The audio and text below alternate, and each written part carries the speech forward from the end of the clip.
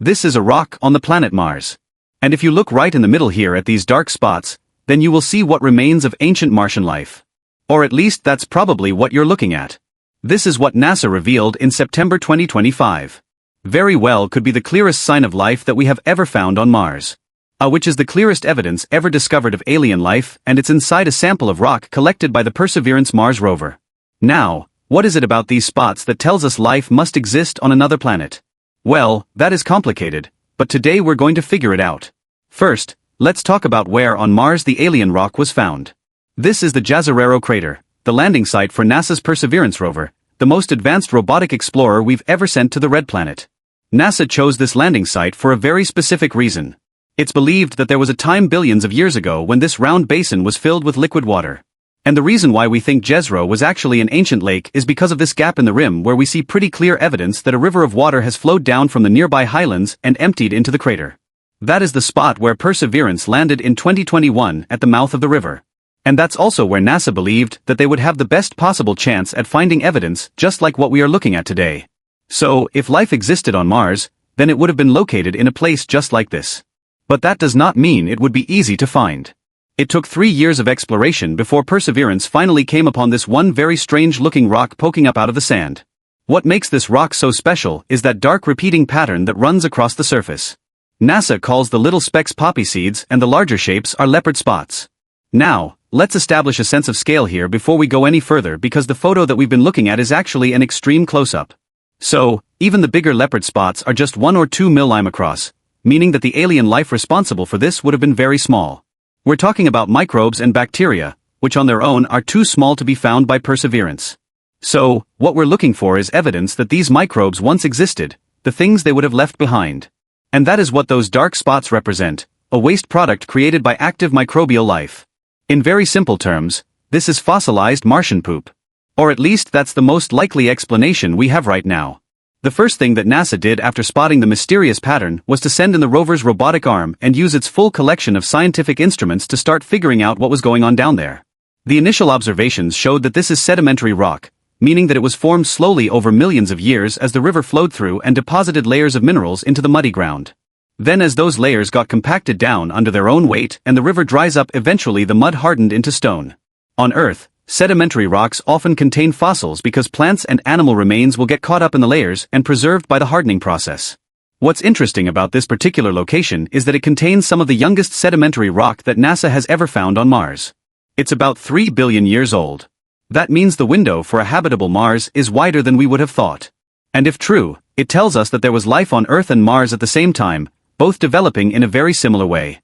But the only way to know for sure is to go deeper with our investigation. You can see this in a self-portrait taken by Perseverance in July 2024. The team operating the rover already knew that this would be a moment worth commemorating. There's the rock right in the middle of the frame. And the little white circle is where the rover's drill cut and extracted a sample that might someday be brought here to Earth for further study, but we'll come back to that later. Over on Mars, Perseverance was able to provide us with some initial findings that shocked NASA scientists. The rover identified 2 iron-based minerals inside the leopard spots, vivianite and gray. Now, we often find these minerals inside similar patterns here on Earth. And when we do, it's typically associated with microbial life, also known as bacteria. Specifically, vivianite and gray are found in the presence of decaying plants and animals. Microbes will come in and eat all of that dead organic matter. Then they create these iron-rich minerals as a byproduct. It's micro-poop. It's important to know that you don't need a dead animal on Mars to feed those microbes.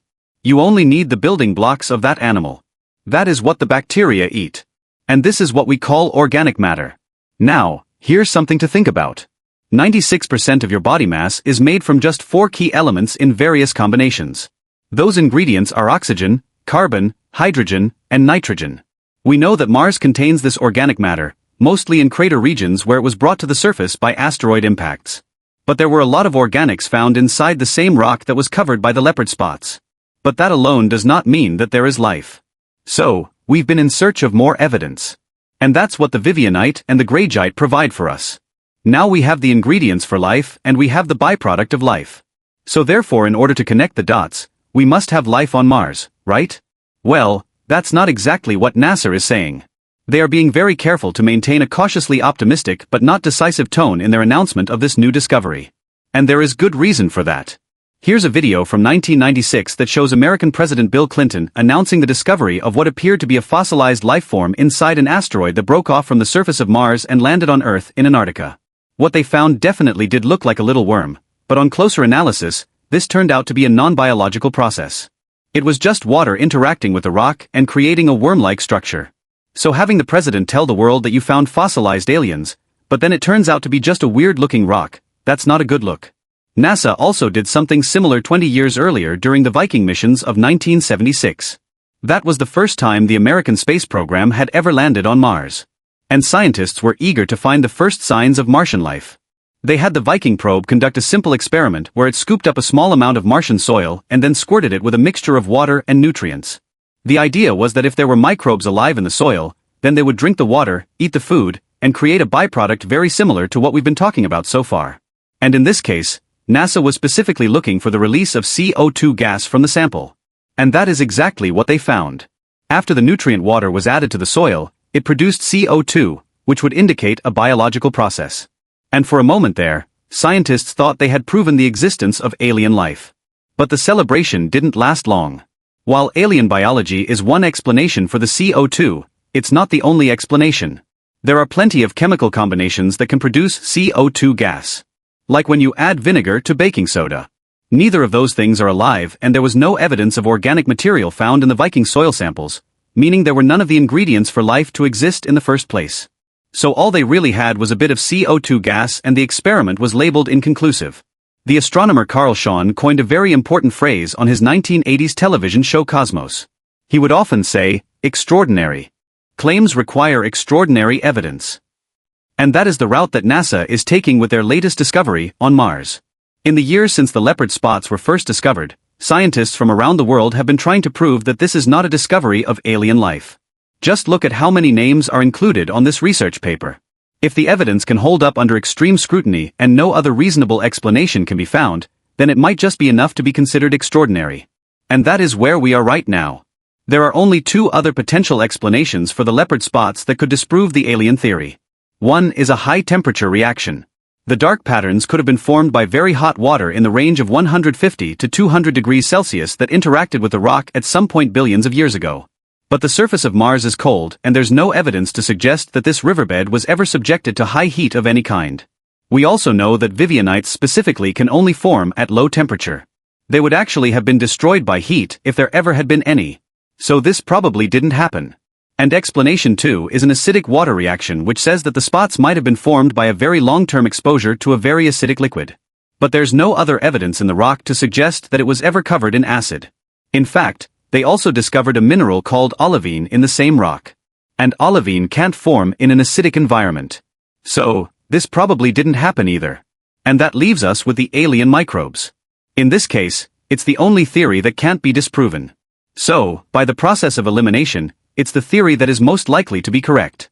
Which means that for the first time ever, we can confidently say that there was probably life on Mars. And this is wild. It would mean that life is not exclusive to the Earth. You don't need some incredibly rare set of circumstances for this process to begin. All you need are the key ingredients, which is basically just liquid water and organic matter. And anywhere in the universe where we find those ingredients, we will find life. But unfortunately, we still can't say this with 100% certainty. And that's because we know the evidence is not complete. There is only so much that the instruments on board Perseverance can tell us. This is a mobile research laboratory that was blasted into space and then landed on Mars. It can do a lot, but it can't do everything. There are so many more tests that we could run on the leopard spots if we had access to the sample here on Earth, but we don't. And it could be some time before we ever do, if ever. Perseverance has collected 27 rock cores from the Jezero crater and its surrounding riverbeds. It cuts them out and then stores them in metal tubes that are then left behind on the surface. The plan was always that another Mars rover would follow along in the near future and collect the samples, then load them up into a return vehicle that would blast off from Mars and eventually land on Earth with the rocks in tow. Mars sample return is complicated and expensive. And as of right now, the US government does not want to pay the cost for NASA to complete the mission. They'd rather someone else do it. And even though NASA has more experience landing on Mars than any other organization in the world, in fact, The only other space agency that has ever landed successfully on Mars is China. The Chinese have their own Mars sample return mission planned. It's scheduled to launch in 2028 and arrive back home with a Martian rock in 2032. The Chinese can afford it. They probably have the technical capability to pull it off. And now they know exactly where to go looking for the first real evidence of extraterrestrial life. Not that it should really matter who discovers what, right? This is about science, but it also does kind of matter, doesn't it?